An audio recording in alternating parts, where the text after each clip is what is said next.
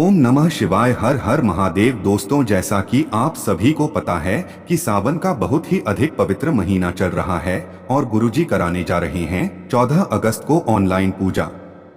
दोस्तों, गुरुजी इस दिन टीवी पर ऑनलाइन पूजा कराएंगे और हम सभी अपने घर पर बैठकर इस पूजा को गुरुजी के साथ कर पाएंगे।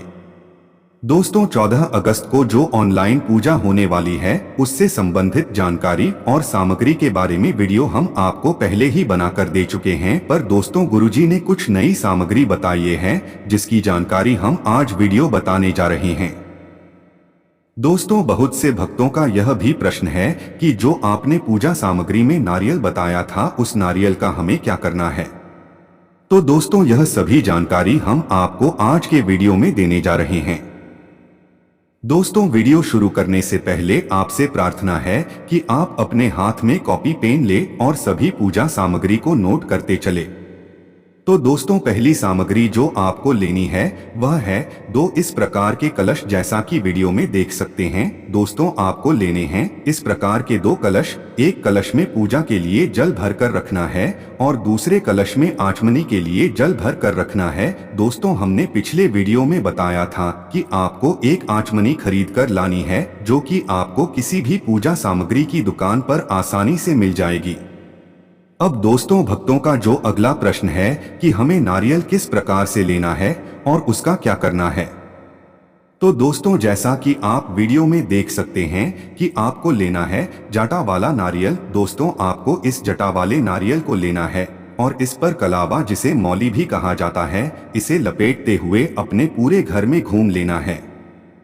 दोस्तों, ध्यान रहे कि आपको इस कलावा को नारियल पर लपेटते हुए पूरे घर में तुंगरुका काजी का नाम लेकर लपेटना है और अपने घर में घुमाना है। पर दोस्तों, ध्यान रहे कि आपको इस नारियल को अपने बाथरूम में नहीं ले जाना। अब दोस्तों, आपको करना यह है कि जब 14 अगस्त को आप पार्थिव शिवलिंग का निर्माण करें तो आपको उसे पार्थिव शिवलिंग से इस कलवा लपेटे हुए नारियल को स्पर्श कराकर वहीं पर रख देना है। और जब पूजा समाप्त हो जाए और आप पार्थिव शिवलिंग का विसर्जन करें तो आपको इस नारियल को ले जाकर किसी भी शिव मंदिर में तुंगरुका जी के नाम से अर्पित कर देना है। दोस्तों, ऐसा करने से आपके घर के सभी नकारात्मक ऊर्जा समाप्त हो जाएगी और आपके घर में सुख शांति का वास होगा। अब दोस्तों, अगला प्रश्न जो है भक्तों का वह यह है कि हमें धूप बत्ती किस प्रकार से लगानी है। दोस्तों, जब आप पूजा में बैठे हो और आपने जो धूप बत्ती लगाई हो वह खत्म होने वाली हो तो उसके तुरंत बाद आपको दूसरी धूप बत्ती जलाकर रख देनी है। आपको इसे पूरी तरीके से खत्म होने नहीं देना है, क्योंकि दोस्तों, किसी भी पूजा विधि में सुगंधित पदार्थ का होना बहुत आवश्यक माना जाता है। अब दोस्तों, अगला प्रश्न जो है भक्तों का वह यह है कि हमें दीपक किस प्रकार से लगाना है। दोस्तों, आपको पूजा में मिट्टी के दीपक का उपयोग करना है। दोस्तों, अगर आपके पास मिट्टी का दीपक ना हो तो आप आटे का दीपक भी बना सकते हैं।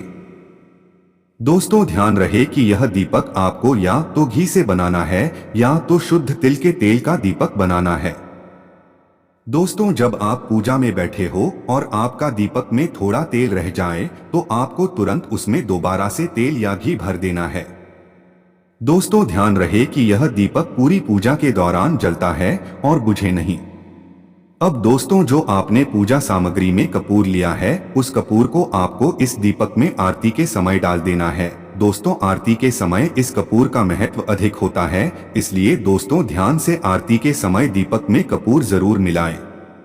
अब दोस्तों, जो अगला प्रश्न है वह यह है कि हमें फल कौन से लेने हैं। तो दोस्तों, आपको लेने हैं कोई भी 2 प्रकार के फल। यह आप अपनी इच्छा अनुसार कोई भी 2 फल ले सकते हैं। अब दोस्तों, जो अगला प्रश्न है वह फूल से संबंधित प्रश्न। दोस्तों, ध्यान रहे कि आपको पूजा के दौरान केतकी या इसे चंपा का फूल भी कहा जाता है, इस फूल का उपयोग आपको महादेव की पूजा में नहीं करना है। दोस्तों, इसके अलावा आप किसी भी अन्य प्रकार के फूल का उपयोग पूजा में कर सकते हैं। दोस्तों, इन फूलों के अलावा आपको पूजा में 7, 9 या 11 गुलाब के फूल भी चढ़ाने हैं। अब दोस्तों, अगली सामग्री जो आपको लेनी है वह है इत्र। दोस्तों, ध्यान रहे कि बाजार में बिकने वाले परफ्यूम का उपयोग हमें नहीं करना है, हमें पूजा सामग्री की दुकान से इत्र ही लेना है। अब दोस्तों, आपको लेनी है 5 सुपारी, और आपको लेना है एक कलवा या इसे मौली भी कहा जाता है। अब दोस्तों आपको लेने हैं 7 शमी के पत्ते। दोस्तों कुछ शमी के पत्ते आप अलग से भी पूजा की थाली में रख देना। अगली सामग्री जो है वह है बेलपत्र। दोस्तों आपको 21 बेलपत्र लेने हैं और शमी के जैसे ही कुछ बेलपत्र भी आपको पूजा की थाली में अलग से रख लेने हैं। अब दोस्तों आपको लेने हैं कुछ काले तिल।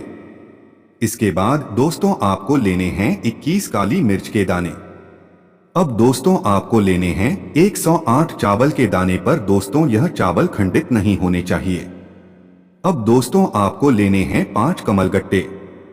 अगली सामग्री लेने हैं आपको 21 गेहूं के दाने। अब दोस्तों आपको लेनी है मेहंदी के पत्ते। दोस्तों आपको जब यह पत्ते ना मिले तो आप पिसी हुई मेहंदी भी खरीद सकते हैं।